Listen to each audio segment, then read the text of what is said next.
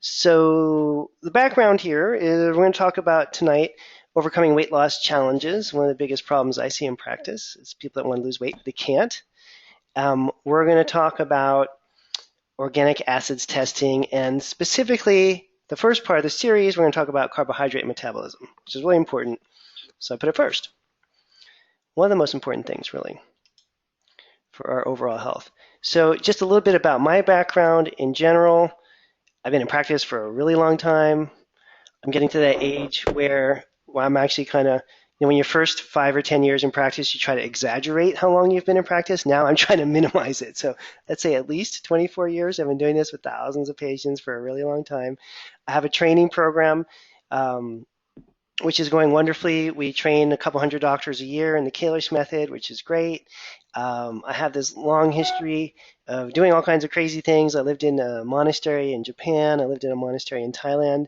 I have a lot of background in spiritual practices, but most interested these days in functional medicine and in the things that we can do with functional medicine. So over 20 years ago, I was introduced to this test that we're going to look at tonight, which is called an organic acids test. And my teacher at the time, I tried to develop my first organic acids protocol. I just remember my teacher at the time just shaking his head, and basically he said, look, kid, give it 10 years. This is a really complicated lab. Most doctors don't know how to interpret it, which is why most of you haven't heard of it a whole lot. However, I believe it's one of the more powerful technologies that's available in functional medicine. So this year, I'm going to be giving a series of talks discussing the organic acids profile and going over how this test works. What are the ways that you can use it? We're going to cover, I think we have a series of somewhere around 5 or 10 lectures to go through this test because it's pretty complicated. In my physician training program, we spend 4 months full time studying this lab and how to interpret it, how to use it. So it's a very complicated test, but you guys should know about it because the technology is out there, and you should know what's available so you can assess your own health and understand this. Okay. I'm going to talk a little bit about my overall treatment model just briefly so you can see some of the bigger picture things, because the danger of doing these kinds of talks is that we're breaking things down into their component parts, and sometimes it's hard if you don't see the whole picture. So the whole picture, I just want to show you quickly here, is that in functional medicine we're always looking to find the underlying cause of health problems. That's the whole point of functional medicine. That's why it's different from regular medicine. It's underlying cause driven. Those underlying causes can cause a variety of types of physiological damage. Inflammation, catabolic physiology, insulin resistance, oxidative stress, all 4 of these kinds of physiological damage that I just circled are covered on the organic acids profile. Now, these are not necessarily things that are tested in the same way in conventional medicine. Inflammation, but we have a special way of checking for that. Catabolic physiology, meaning you're breaking things down. Insulin resistance, again, this is different than a pre-diabetes screening test, and I'll show you what I mean by that in the next series of talks. And again, a big focus on oxidative stress. So within functional medicine, we want to find the underlying cause. We're looking for where is the physiological damage occurring, what's driving that. So as in a simple example, let's say that you have a toxicity problem. That could cause inflammation, catabolic physiology, insulin resistance, or oxidative stress, which could end up causing weight gain or fatigue or depression or anxiety or maybe all 4 of those. So in functional medicine, when we look at symptoms, the Latin term meaning signal. We look at symptoms as a signal that something's wrong, but we're trying to treat as much as possible the underlying cause. Okay, these are very lofty goals, but this is what we're trying to do in functional medicine. Now, where does the organic acids profile fit into this big mess? Okay, well, the organic acids profile tells you about specific types of physiological damage that are occurring that are not detected on conventional medical tests. The organic acids profile tells you about a variety of body systems, including neurotransmitters, GI function, liver toxicity problems that are not detected on conventional medical tests. So the organic acids profile is going to show you all kinds of information that's going to allow you to determine what type of physiological damage, what type of body system problems do you have. The organic acids profile also includes some, but not all, detection for underlying causes. And honestly, it's not a very good underlying cause test. So what I mean by that is it's not always going to reveal the underlying cause of your problem. So it's limited in that extent, which is why we do other kinds of testing in addition to organic acids. So again, not a great test for determining the underlying cause of your problems, but really good for physiological damage and body systems, and pretty good for symptomatic control as well. Okay, so each test within functional medicine has its purpose and place. No single test does everything. When we're looking at program design, which I think is the job of the functional medicine practitioner, what we're thinking about is what are your underlying causes, what's driving this problem, where's your physiological damage occurring, what body systems are we going to work on, and what symptoms do we want to reverse, so that whatever pain that you're under, whatever gains you want to achieve, whatever life goals you have, we can make that happen. And so in my mind, a good functional medicine program allows you, the patient, to resolve your pains, to make those gains that you want in your life, to be able to do the things that you want, and to ultimately achieve your life goals. That's really how I see functional medicine's role. Now, in terms of the talks, we're going to look at, first of all, tonight, carbohydrate metabolism as part one. Then we're going to come back in a month and look at mitochondrial energy production. That one's pretty exciting. Don't want to miss that one. Then we're going to get into brain and neurotransmitters and how your energy and your appetite is actually controlled by your brain, which is pretty interesting too. Section number 4, we're going to look at sugar cravings and yeast overgrowth. In the 5th in this series, we're going to talk about one of the things I'm most passionate about, which is environmental toxins. Okay, and then there's going to be more classes to come. We've got the first 5 laid out here. We'll release the other 5 in a little bit, and you're welcome to join us on as many of these as you want. Hopefully you'll be inspired as I have been. So a little bit about me. There's me. The left-hand picture is what I call my fat picture with the blue jacket on. The right-hand picture is one that was taken recently, which is the new Dan. I lost about 19 pounds. So the old Dan, I don't know how this happened, but I somehow in the middle of all of these things going on in one's life, I turned 50. I ended up being 50 years old. And between the ages of 30 and 50, I gained exactly a pound a year. When I looked back on this, I realized literally exactly a pound a year. So age 30, I put on a pound. 31, I put on a pound. By the time I was 50, I was 19 pounds over my normal weight. And how did that happen? I don't know. I just woke up and realized, wow, for the last 19 or 20 years, I've been putting on a pound a year. And I did the math. You could do the math pretty easily. That's 100 calories a day. Boom. 19 pounds later. And I was like, well, this is ridiculous. I don't want to be fat the rest of my life. So I put myself on a proper supplement program, proper diet, proper exercise program. I dropped 19 pounds. And gosh, I feel better than I did when I was 30, to be honest. I feel really good. So part of the technology that allowed me to do this was the organic acids test. I want to share this with you because I honestly don't think I could have done this amount of weight loss without the test. Hard enough to lose weight. If you don't have the physiology behind you, if the physiology is working against you, then for a lot of us, it's impossible to lose weight. So, and I think I look great. I'm 50, 51. I don't know. I'm almost 52 now. And I feel great. I look great. And I just want to be able to share that with you all so you can see how this works. Okay. So we're going to get a little bit into the science because once you understand the science, it takes all the mystery out of this, and it doesn't seem like your body is conspiring against you. You realize your body is trying very hard to do the best that it can, and maybe it's struggling a little bit. So let's jump into the subject of carbohydrate metabolism. So everyone knows the term carbs, right? Carbohydrates. Maybe you want to substitute carb for glucose or sugar.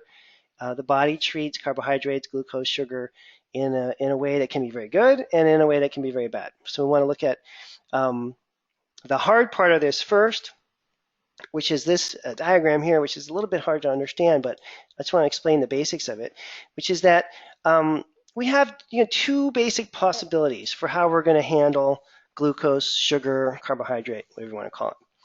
We can go through a process called glycolysis. You can see glycolysis. Lysis means cutting. That's cutting up the glucose molecule.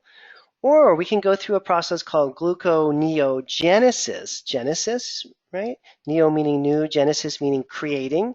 So in other words, you can break down glucose for fuel, and your body is also capable of making fresh, new glucose out of other stuff. That is amazing. That is incredible. Let me give you an analogy. Glycolysis, the breaking down of sugar, would be like you put gas into your car, you run your car, oh, bummer, your car runs out of gas. You can't just make up gas out of thin air, right? If your car's out of gas, it's just not going to work. The human body is different. When the human body runs out of fuel, when it runs out of glucose, it has this backup system called gluconeogenesis, which allows it to start to make sugar on its own from other stuff, which is one of the reasons why we can stay alive even when our glucose levels in the bloodstream drop. Okay, so that's a super important thing. We're going to come back and talk about that in a little bit. The key point to this whole slide, though, is that when we're making sugar, we end up generating the stuff at the bottom of the slide here called pyruvate. And later on in the class, we're going to look at some sample labs, and you'll see that we can measure pyruvate. And if pyruvate levels are elevated, it's a problem that we can correct by normalizing blood sugar, okay, and by normalizing this whole process that we'll look at with the labs. So pyruvate, again, it's the end product of glycolysis. How do we know that? Because it's at the bottom here. See, pyruvate's at the bottom. It's the end product of how we're breaking down and making sugar, okay? So if pyruvate is elevated, it means you have a problem. And when you look at the labs, that'll make a lot of sense, okay? Now, there's different ways that we make energy. And this goes way, way back to the dawn of time when organisms first developed. Where was it? Well, it was underwater. What happens underwater? Well, there's not a lot of oxygen. So early on in the development of single-celled organisms, etc., we learned how to do something called anaerobic production of energy. Okay, anaerobic meaning there's no oxygen. We can also do aerobic respiration, okay? That means we can make energy in the presence of oxygen. And this ends up making a really big difference, these two different kinds of things. So the mitochondria, which we're going to talk a lot about in the next talk, that's the energy-producing portion of the cell. When the mitochondria, or the energy-producing portion of the cell, is inhibited, it's not working very well, you're going to end up producing lactate, which is another marker on the test here. So if we see high pyruvate or high lactate on the labs, it means something bad is happening in terms of the production of energy. Okay, that's the take-home message. And we want to, as much as possible, have normal functioning, normal physiology as much as possible in order to make all this work. And so gluconeogenesis is not the normal way we're supposed to make energy. Remember, glucose or sugar, new, genesis, creating. We're creating new glucose when we're going through gluconeogenesis. We use this process when we're under stress. This would be like the car that ran out of gas. Now you're putting in an alternate fuel source. The problem is that when we do this, we're using amino acids, the breakdown products of protein, in order to make glucose. Okay, and this is not a really good thing because it's a very expensive and costly and inefficient way for us to make energy. And it turns out when we do this and we make energy from amino acids, we're absolutely going to be breaking down and not being able to burn body fat very well. It's going to be a big problem. Okay. So another interesting little side note is that you can't take fat and just convert it right into glucose. In other words, you can't take fat and just turn it into sugar and then burn it up for fuel. If you could do that, no one would be fat. Okay? So you can only burn fat through this mitochondrial energy production system, which is how we make ATP. So the problem is that if that system is shut down, we're going to talk a lot about this in the second lecture in the series. If that system is shut down, it's very, very difficult for your body to burn fat for fuel. Very, very difficult. And for some people, it's like almost literally impossible. Okay, so not only do we have this problem where we're making energy from amino acids, but we're not able to utilize or burn up fat for energy all at the same time. So what ends up happening is you end up with a lot of adipose or fat tissue, which is unsightly and unpleasant, but more important than that, is really unhealthy and can cause a lot of problems. Turns out there's different kinds of fat tissue, and the fat tissue that we're worried about is a type of fat tissue that's very inflammatory and can cause a whole cascade of other problems. And what we want to oppose that negative fat tissue with is lean muscle mass. or muscle cells or muscle tissue. So the average adult loses up to a half a pound of muscle mass each year. If you're not exercising and strengthening your muscles, you're losing muscle tissue. And that has repercussions for carbohydrate metabolism that are pretty profound. Okay, because we use some hormone called insulin, which is going to be stabilizing our blood sugar, leading to normal fat burning, normal processing of fat. We process insulin in fat cells. In muscle cells. So your lean muscle mass is responsible for dealing with energy production and for dealing with the stability of insulin. If you don't have enough lean muscle tissue, what's going to happen is you're going to become insulin resistant. You're not going to be able to process insulin well, and you're not going to be able to make energy within the mitochondria well, and therefore you're not going to be able to burn fat.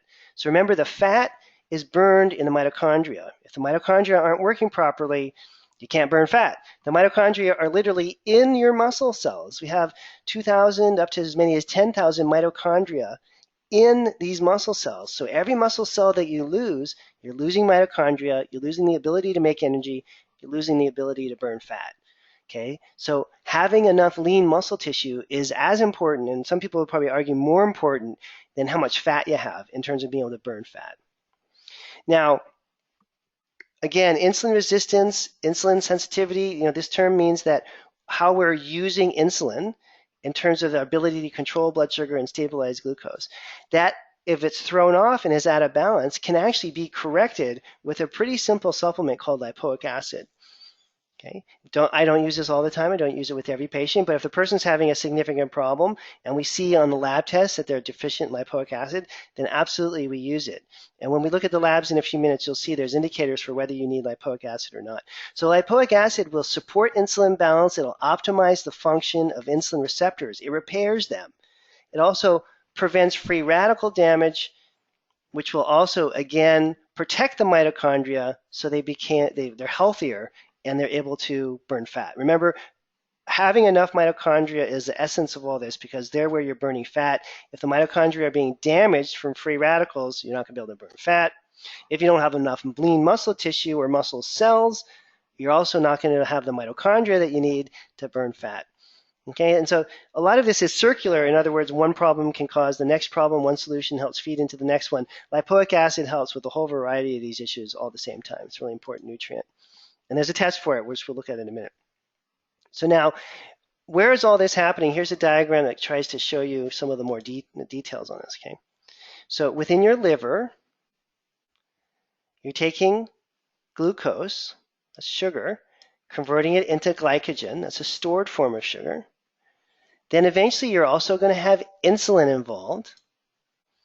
Insulin's going to stimulate glucose uptake once you've eaten your food, right? Insulin's going to take the extra sugar and put it into cells. Its job is to build things up and to take that sugar and do something good with it. And that's going to ultimately lower blood sugar, okay, once insulin's done its job. And there's some other things that are happening on here with glycogen, but glucagon, that's not so important.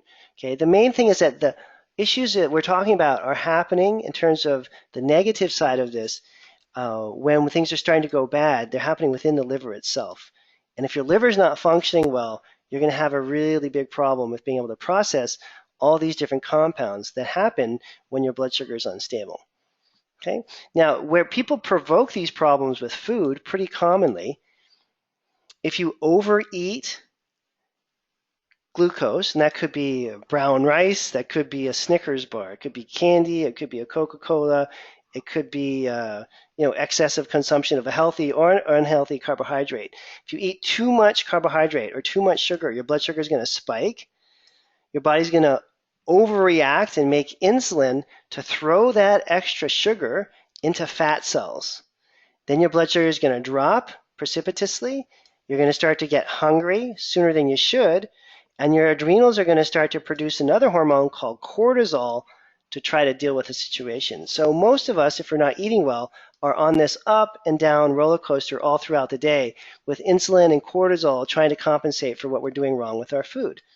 Okay? And ideally, if you can level out your blood sugar, eat a blood sugar controlled diet, and I'll have some recommendations on diet books at the end of the talk, then you can normalize this and take a lot of the pressure off of insulin and cortisol, take a lot of pressure off the mitochondria and all these different systems simply by changing the way that you eat.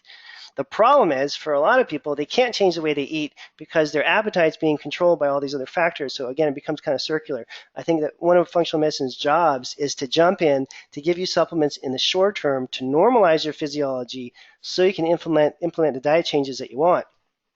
And then you build up a little traction so you're not just trying to do this based on willpower alone. All right? So I have a practice. I see patients. If you're interested in doing an organic acids test, you can go to kalishwellness.com, sign up for a new patient consult. You can talk to Samantha, our office manager, learn about how all the new patient stuff works.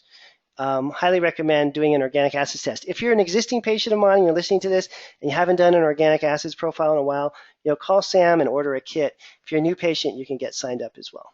Okay. So now we're thinking about cortisol. This is the stress hormone, and this is a flip side of these other issues that we've looked at. Okay, when we're under stress, cortisol becomes abnormal. When we're not under stress, cortisol does a lot of good things. When we're not under stress, it promotes the burning of body fat. It keeps our mood and emotional stability going. It strengthens our immune system. For women, it helps with sex hormones. It helps counter inflammation. So when we're not stressed, all these good things are happening. But when we're stressed, cortisol really turns on us, and it starts to become part of the problem. It starts to help promote a lot of the issues that we're talking about, especially if the person is inflamed. Similarly, some people have thyroid-related issues that can stimulate this problem as well. So I'm just saying this to point out that it's not all just about carbohydrate metabolism. The adrenal glands and cortisol is under the regulation of carbohydrate metabolism. So if you're normalizing carb metabolism, you're going to improve your adrenal function and you're going to improve your thyroid function all at the same time. Okay, so that's why carbohydrate metabolism is such a central player in all this, because if that's out of balance, your hormones are going to be dysregulated. Thyroid, adrenal hormones, insulin, et cetera, et cetera. And we want to try to avoid that by getting control over blood sugar. That's why this is such an important issue, because it's going to impact your hormones as well. So blood sugar instability, that's carbohydrate-related problems. You can also end up with inflammation that's triggering these, and we'll talk a lot about that in other lectures that are coming up. Okay, and all of this can conspire to block your metabolism, to interfere with hormones like adrenal and thyroid hormones, which are going to make you store body fat for a hormonal reason. We're not going to get into detail on that because this talk is more about blood sugar and carbohydrates. But just so you know, it does involve other glands like the thyroid and the adrenals. Okay, and these things go back and forth. So blood sugar fluctuations trigger thyroid issues. Low thyroid problems cause blood sugar issues. So the hormones go back and forth with blood sugar. Suffice to say, it's an integrated system that's pretty tightly knit, and we want to try to control as much of it as we can through food and through carbohydrate metabolism issues. I'll show you in a sec on the labs. Now, this always comes up as well, so I thought I'd just get it out of the way, which is exercise and how much exercise you should do. So the problem is, if we exercise too much, we start to burn through all our stored glucose. The blood sugar starts to drop. Remember what happens when your blood sugar is dropping is we go through this gluconeogenesis process. We start to make blood sugar. We start to make sugar from amino acids. And the question is, where are you going to get those amino acids from? All right? You're going to get them from lean muscle tissue, and you're going to get them from your gut lining. So if you're over-exercising or doing anything that causes enough stress in general, it doesn't have to be over-exercise, you're going to start to break down lean muscle tissue. Now, why is that bad? Well, remember, lean muscle is where we store the mitochondria. Lean muscle is where we need to burn the fat. Lean muscle ends up being super, super important. So if you're burning up lean muscle for fuel because you're working out too hard or too long, you're going to end up getting fat. And when I showed you my fat picture and my skinny picture, those 19, 20 years that I was putting on a pound a year, I was working out all the time. For those of you that know me, you know this. I mean, I have 5 bicycles. I'm on a bicycle every day as much as I can. I go to the gym. I work out. I do yoga. I mean, I was doing a lot of exercise, but I was in a catabolic or breakdown state. So I was breaking down or using up my lean muscle tissue and putting on body fat, even though I was working out all the time. Okay, so you have to work out smart. You have to do it properly, or this whole thing doesn't, really come together, right? So just blanketly exercising super, super hard all the time, many of you already know this, doesn't really lead to the best and most efficient type of weight loss. Okay, because if you're over-exercising, you're going to get catabolic, and you're going to start to break down amino acids in the muscle tissue. The second place that your body looks to break down amino acids is in the gut lining, and causes what we call leaky gut. So in other words, if you're working out too hard for too long, you're going to need fuel from somewhere. There's a lot of glutamine hanging around in your gut lining. Your body's going to grab that glutamine from the gut lining, destroy gut lining cells, and cause leaky gut. So anything that makes us catabolic, anything that causes us to break down instead of build up, is going to destroy lean muscle and destroy our fat burning process in the meantime. And it's going to damage the gut and the gut lining and cause leaky gut. Bummer, but that's the way it works. So let me just show you a couple of examples of tests so you can see what we're talking about here. And again, these are complete cases. I just want you to see that, here's a person, they weren't feeling very well. Main symptoms, sleep, weight gain, no sex drive, crabby, irritable, pain in the back and neck. We ran an adrenal test. I'm not talking about that tonight. We ran a GI test, H. pylori. We're not talking about that tonight. So again, the organic acids profile is done in a context of these other labs. It's not a standalone thing. But I wanted to show you some organics results so you can see exactly what we're talking about and how you can measure all this and how cool it is. Let me show you a good one here. Here we go. So remember on an earlier slide, I've got an even better one here. I'm going to show you this other one. And if we have time, we can go through a couple of these, but there we go. Now we're talking. Now remember we saw on that earlier slide, we were talking about how all this stuff works from a sort of a biochemistry standpoint. We talked about lactate and how when lactate is off or elevated, it's going to be causing a problem. This person has high lactate.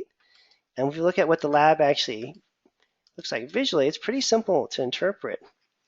Because I have a whole section here, and it very innocently says carbohydrate metabolism. And here are the markers that we're discussing tonight. Pyruvate, lactate, and there's a third one called beta-hydroxybutyrate.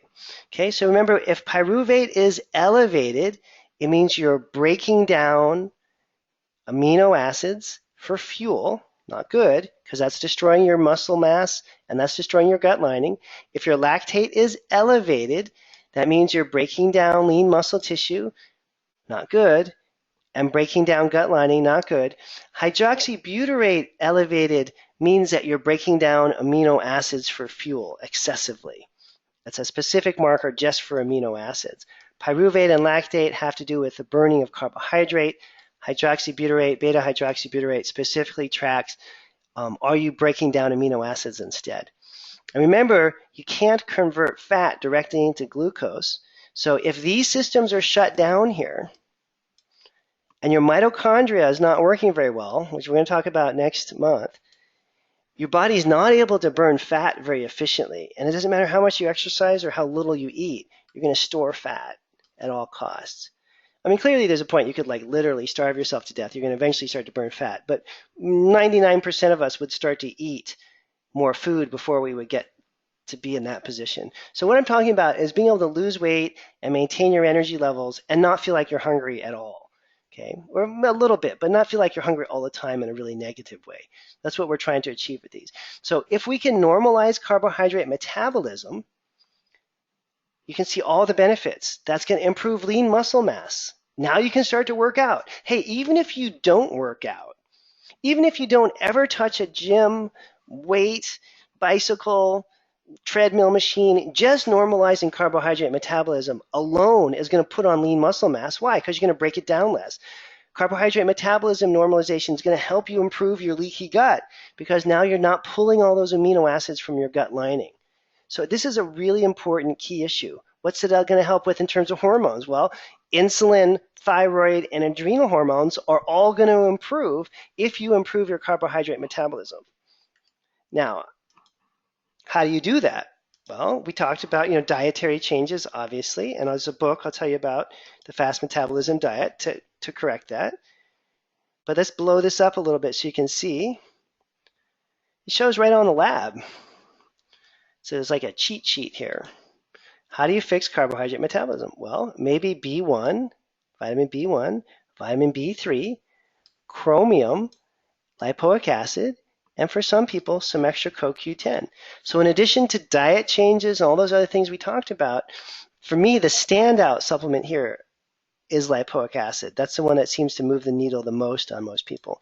So this is not that complicated. If you see carbohydrate metabolism markers on your lab, your organic acids profile, you know, in this case, this patient's case, lactate beta-hydroxybutyrate, we're going to fix that by supplying sufficient amounts of lipoic acid based on the test. All the basic dietary changes that we always want to use are a key component to this as well. It's not just supplement and that's going to fix it all.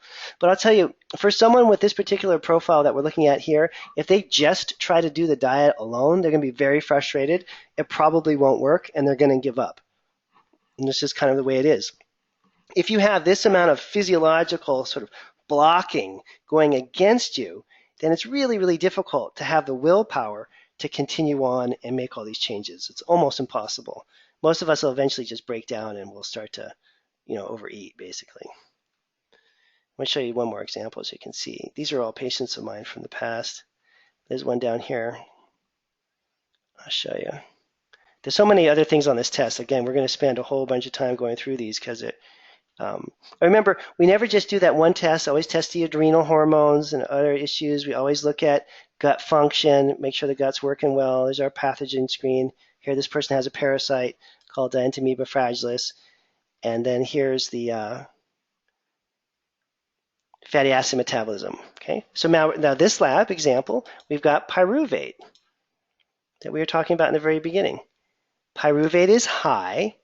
That means what? That the person's in a catabolic or breakdown state. Carbohydrate metabolism is not working properly. They're not able to make energy from carbs efficiently, so they're going to start to use other sources of energy. Just as a preview for next month, we're going to talk about these markers here for energy production. That's how you make energy inside the mitochondria, which is super important for a variety of reasons. But I'm going to show you again how these lab reports go. You should be just familiar with this. Look, it's not that complicated once you sort of break it down, and especially since we're breaking it down one section at a time. There's your pyruvate. It's high. What does that mean? That means you're going through this breakdown process where you're grabbing amino acids and turning them into fuel. It means you're not going to be burning fat. You're in emergency physiology mode. You're going to be exhausted as you're doing that because it's a very inefficient way to make energy. It's a horrible way to make energy. And so an inefficient, horrible way to make energy that makes you more inflamed and hungry all the time is kind of a recipe for gaining weight. And what we want to do is normalize carbohydrate metabolism with a combination of diet and supplements. It's really that simple, okay? Now, the next big question is, well, what would cause my carbohydrate metabolism to get thrown off in the first place? Like, why would I even have this problem?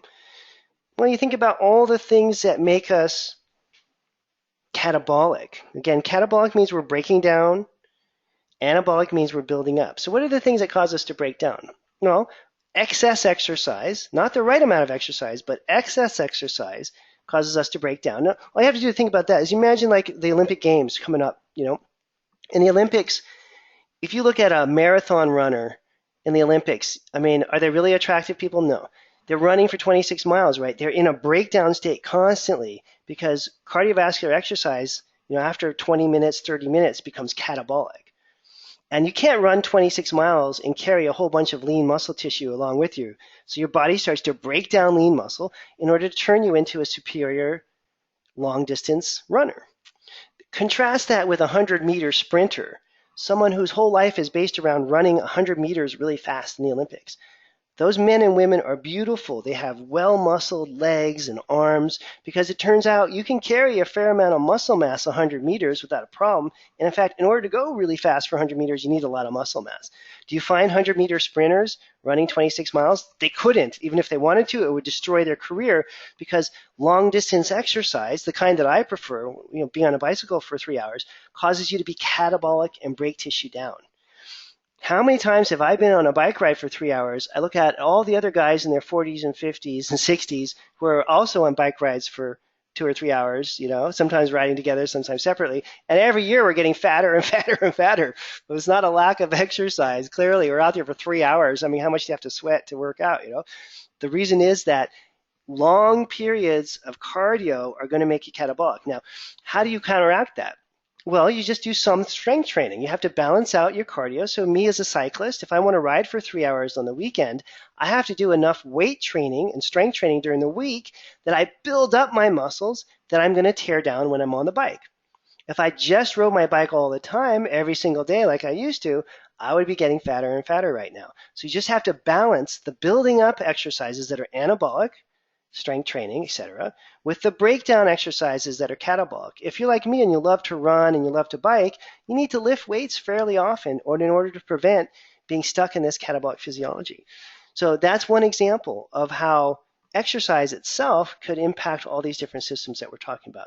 So again, you're exercising excessively, you're not building up enough, you're going to break down lean muscle mass. What's that going to cause? That's going to cause an inability to make energy and burn fat in the mitochondria.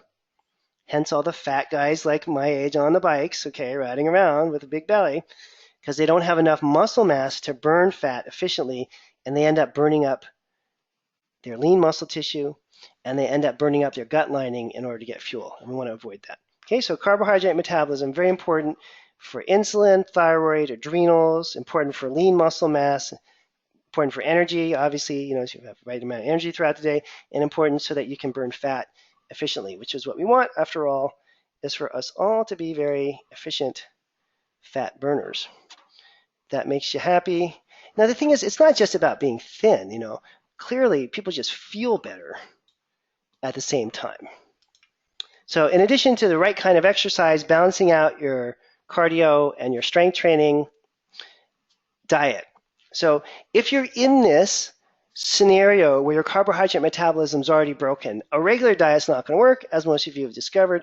I really like this book called The Fast Metabolism Diet. Helped me lose a lot of weight. It's helped my patients a lot.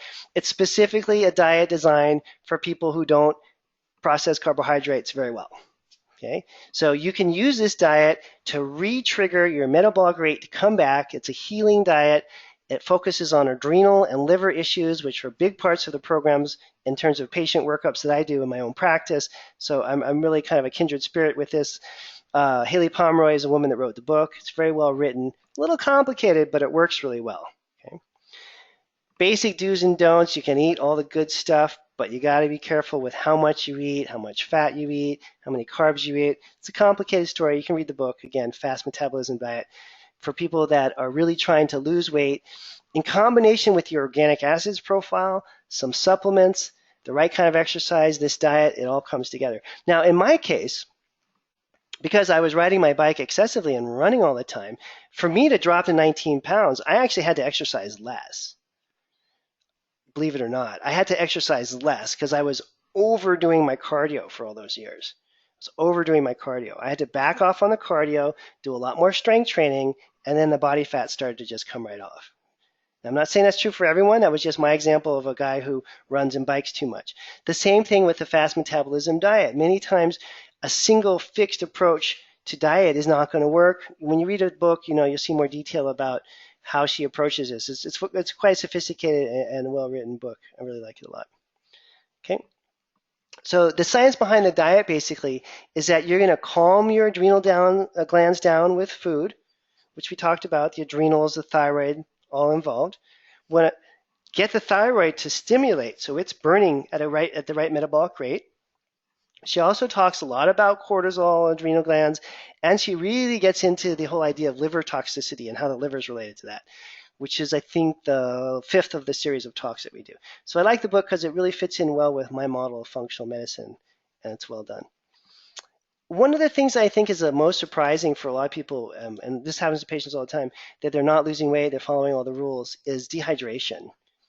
You really are not going to lose a lot of body fat and a lot of fluid if you're dehydrated. So make sure, as part of all this, the most important nutrient by far, more important than anything you put in your mouth and chew, is the amount of water that you're consuming. And that's something that people forget to do frequently. They forget to get enough water. But pick up a copy of that book if you're interested. It's well done. Now, we're going to have, I'm going to show you another case here, and then we'll talk about this. I'll just do a little preview thing. So the next talk, I guess, is March 9th, and we're going to talk about the mitochondria, which is, I don't know, carbohydrate metabolism is really important, so I put it first, but mitochondrial functioning is, I don't even know what to say about it. It's so critical. It's how we make energy inside the body. I mean, we would literally just fall apart into a crumpled mess of nothingness on the floor without your mitochondria. And the most common complaint that I see in my practice is that people are tired all the time. And there's very little, I don't know, there's not a lot of training in this stuff for doctors. So most doctors don't know. You can test the mitochondria and fix them. And that the mitochondria are damaged by oxidative stress. It's a pretty basic equation. You put these two things together, you can get results that are significant. So you guys are curious about that, come join us on March 9th, all right? And then I'm going to just do one little promotional thing, and then we'll get into one more case. If you're curious about this, you want to test yourself, my mission this year is to test as many people as I can. If you're an existing patient, call Samantha, order an organics test. If you're a new patient, you can set up a new patient consult. Let me show you one complete case here from top to bottom, so you can see what we get into in functional medicine. And it's not like I'm the only functional medicine doctor in the world. If you find somebody else that understands this, go for it, you know. Let's look at a really good one, okay, that has all the examples of what we're talking about. Yeah, that one looks pretty good. So, and these are real patients of mine. So remember, it's never one single test. Here's a 40-year-old male, 3 kids, ironically is in the food industry. Basically, that means he owns a bunch of restaurants. It's an old patient of mine. Chemical sensitivity, rosacea, feeling not that great, have gallbladder problems. So we always run the adrenal profile, functional adrenal profile. It looks at the stress hormones. In this guy's case, very low in cortisol, moderately low in DHEA. So there's a whole hormonal downregulation that's going on here. That's a component. But remember, the adrenals make cortisol, and cortisol is a glucocorticosteroid. Why is it called a glucocorticosteroid? Because it's a blood sugar stabilizing hormone. Remember, when blood sugar goes up, insulin goes up to cram that sugar into cells. When blood sugar drops, cortisol comes up to bring blood sugar back up. Now, if your blood sugar is dropping and cortisol comes up, where's all that new sugar coming from? Gluconeogenesis. That was like the first slide. We're making new glucose, new sugar from amino acids. So cortisol sends this message out. Dude, things are not doing well. Lean muscle tissue. We're going to, rape and pillage, 10,000 of those lean muscle cells over there to free amino acids for fuel. Okay, gut lining. This guy isn't doing well. He's in the 3rd hour of his bike ride, or whatever the stressor is. Oh, he didn't sleep enough last night.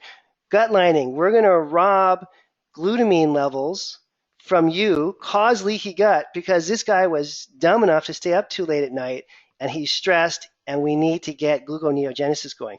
So there's a research study I just read this morning. They just deprived people of a couple hours of sleep a night for like 7 or 8 nights in a row, and it increases whole process of gluconeogenesis and decreased fat burning by 30%. Matter of fact, when they took these normal, healthy people and sleep deprived them, their fat burning failure matched the fat burning failure of obese patients in the study. So just something as simple as missing sleep, stressing your adrenal glands throws this whole system off. Okay, so it's an integrated system. I used to think when I was a lot younger that there's a lot of sort of design flaws. I used to think, well, that's not really well designed. Well, why do I lose sleep and then I get fat? Or, how come I can't ride my bike for 3 hours without getting fatter? Why is it? But I've begun to appreciate in the second portion of my career here, I'm at that 25 year mark. And I would honestly say most of the doctors that I know personally get really good about 40 years out. You want to, a lot of time they're about ready to retire too, which is not the greatest thing. But we had a lunch about a year and a half ago. I was at a seminar, and I was like the young guy, but I got invited out to go out with all the old doctors. So I'm sitting at this table with like a dozen of my my seniors, doctors that are senior to me, and I know them all pretty well, and was really just kind of honored that they invited me out. And I started to add up the the number of years in practice of each one of them, and almost all of them had been in practice for 40 years, 35 to 40 years. And think about that. Think about how much experience happens. You get 10 people that have been in practice for 30 or 40 years. That's like 400 years of clinical experience all at one table. And just sitting there and listening to them, something happens to people when they've been doing this for a really long time. Okay? They start to understand things at a deeper level. And to me, that's pretty profound. But one of the things that I was taught very early on is that the stress component is huge. The more stressed you are with cortisol, the more depleted your blood sugar is going to become, the more erratic it's going to become, maybe a better way of saying it, and the more you're going to store body fat. Why? Because you're spending all your time breaking down amino acids and not having enough time left to produce energy from carbohydrate or glucose. This patient had Klebsiella. That's a bacterial overgrowth in the gut. Sometimes Klebsiella causes autoimmune type problems. And then again, this patient had the marker that we started off talking about earlier, pyruvate. So pyruvate being high means their blood sugar is unstable. They're not able to use carbohydrate or sugar for fuel. Remember again, you can't just grab fat and turn it into glucose. It doesn't work that way. Your body has no mechanism to do that. You can only burn fat through the citric acid or Krebs cycle, and we're going to talk about that in detail in the next session. So we'll show you one more time how these labs look, and we'll do a little bigger picture view or overview of the test. So we talked a lot about carbohydrate metabolism. Going to beat that one to death a little bit, but it's very, very important. Remember, it's going to mess up your adrenals, your thyroid, obviously your insulin levels. You could get pre-diabetic. You're going to gain weight. You're going to be tired. All the bad things that can happen from carb metabolism problems. Lipoic acid is kind of the savior to all that, along with chromium and biotin. There's a bunch of other nutrients that help. But if you're looking for one product, I would say it's lipoic acid. Now, in addition to that, this test also includes a bunch of other markers, and we'll spend the last couple of minutes just reviewing that. Okay? Fatty acid metabolism. What you say is that? Well, that's actually the mechanism by which you grab fat and pull it into the Krebs cycle or mitochondria for energy. So we'll talk about that at a later date. Pretty important. Fat burning metabolism. This person's case is working. We have energy production. That's the mitochondria itself being measured. Wonderful to do that. We have B complex markers that are also tested on the organic acids test. Many of you might be into methylation and know about methylation issues. Again, this test checks methylmalonate, formiminoglutamate. These are markers for B12 and folate. It tells you basically, are you methylating well or not? If you're not methylating well, your detox falls apart, your brain can't make chemicals, kind of a global disaster. There's a screening in here, and we have a whole special class on this we'll do later on neurotransmitter metabolism. So there's 3 urinary markers here that indicate the rate at which you're manufacturing neurotransmitters. There's 3 urinary markers here that indicate inflammation, and is inflammation affecting your brain? In addition, on this test is incredible, right? It's 46 different parameters on this thing. If you're wondering, it costs around $300-400 to do the lab. Oxidative damage and antioxidant markers. 8-hydroxy-2-deoxyguanosine, that's also known as 8-OHDG. Next time you're sitting at your computer and you just want to read something for like 5 to 10 minutes, and you're tired of reading about election news or what's going on in China, Google 8-OHDG. That's this marker right here. 8-OHDG, thousands of research studies done on this. It tells you how much oxidative damage is going on in your body. And what's bad about oxidative damage? Well, if you have too much oxidative damage, what are you at risk for? Cancer, heart disease, diabetes. Okay, all the really bad things happen when we're getting too much oxidative damage. Okay, really important test. We'll talk about that one later too in more detail. Detox indicators. This is the final of the 5 talks. We're going to go and look at detoxification issues. You can measure all this stuff, you guys. Are you toxic? I don't know. Do the lab. Okay, you can check. In this case, pyroglutamate, elevated, not good. Hydroxybutyrate, elevated, not good. This is a toxic patient, and these markers tell you exactly how to detox. It's not some random process. Oh, I'm going to do a detox because Gwyneth Paltrow did the same detox. No, Gwyneth Paltrow's labs look entirely different. I don't know. I've never even seen the women, but they probably do. You know, you're not going to necessarily benefit from the same detox process that Gwyneth Paltrow went through. You want to do your own detox process based on a lab. And this is one thing that's sort of been a hallmark of my entire career is everything that I recommend for patients is based on lab work. Because you do this long enough, you realize, hey, just because that worked for Gwyneth and she had, what if Gwyneth, sorry I'm picking on her, but she does have a good detox book out. What if Gwyneth had a sulfate problem and that's how she solved her detox issue? But you had a pyroglutamate problem. Okay, her detox won't help you at all. So you want to customize these programs based on individualized supplement programs. And then the last portion of the lab is a pretty extensive section that looks at digestive markers. I know it's a urine test, seems a little strange, but they can measure urinary byproducts of bacteria, yeast, candida, and clostridial organisms. So you get a glimpse into the functioning of the digestive tract, which is handy. I'm going to show you one more lab, then we're going to wrap it up. We're almost at our 1 hour mark. Okay, so I want to honor our time here. As you guys can tell, I could talk about this for years, but let me just show you one more cool test so you can see. Remember, we never just do one test. We do a series of them. Let me show you one more series. Oh, that's a really good one. This is a perfect one here. Okay, so here's another patient. Let's see what was wrong with them. Former teacher, 39-year-old male, married, mental fogginess, anxiety, depression, constipation, lots of abdominal surgeries. Yikes. Okay, here's his adrenal lab. It's kind of complicated, but that actually turned out to be normal. Interesting, and normal adrenals, which is great. Looked at his GI test. Oops, Dientamoeba fragilis. Okay, that's a nasty little parasite, causes a lot of GI problems. So you can see there's a context for this. And then we get to the really fun part. Here's his organic acids profile. Now, what was going on with him? Well, wait a minute. He has a pyruvate problem. You guys getting familiar with this now? Okay, very high. Very high means extra bad. What are we going to use? Lipoic acid to solve that. Why is that going to help? Because lipoic acid helps resensitize insulin cell receptor sites, makes your insulin work again properly. It's a powerful antioxidant, takes a lot of pressure off your liver where a lot of this mess is going on. And what was his other problem that was causing all the fatigue? Energy production, which is what we're going to talk about next month. Energy production was a big issue. His mitochondria not working. You can supplement with the products that are related to that. And he had a detox problem. Okay. So again, here are the sections of the test that we're going to cover throughout the series. Quick review. Fat burning. We did carb burning tonight. We're going to cover energy production as well. That's energy inside the mitochondria. Critical, critical, critical.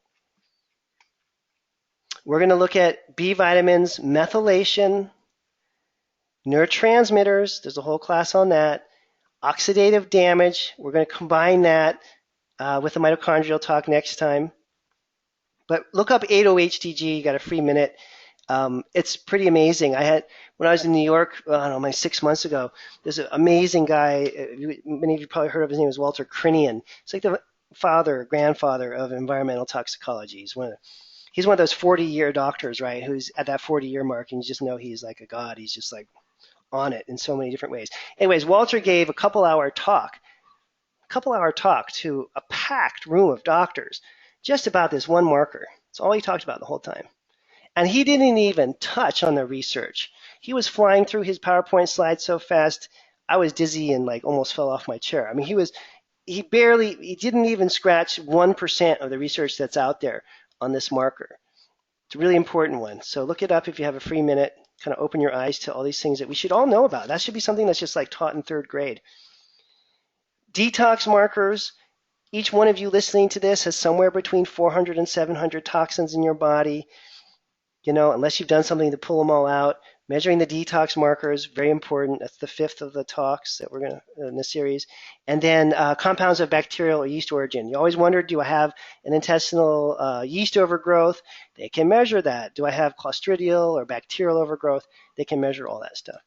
Okay? So all this done in a simple test. Now, I hope this was helpful. I'm going to wrap things up for tonight because we're right on the hour mark here. Let you guys know, If you want to do a test and you're an existing patient, call the office. We'll get you set up. If you're a new patient, you can do all the testing if that's something of interest to you. Next month, we're going to get into mitochondrial energy. I hope you join us next month as well. And tell your friends about it. It'd be great to have more people involved as we get this out. And just let you know, the rest of this year, I'm traveling quite a bit, doing a lot of talks, mostly to groups of doctors. But again, with all my doctor talks, I'm going to be emphasizing organic acids testing. So all the patient lectures that we're doing for regular folks that are not doctors and all the doctor trainings this year that I'm doing out in the public, we're going to focus on organic acids. Try to get the word out about this amazing technology. Hope you're doing well. Have a great rest of your week. And I'll connect with you all, I hope, next month when we do our second talk. All right, bye for now.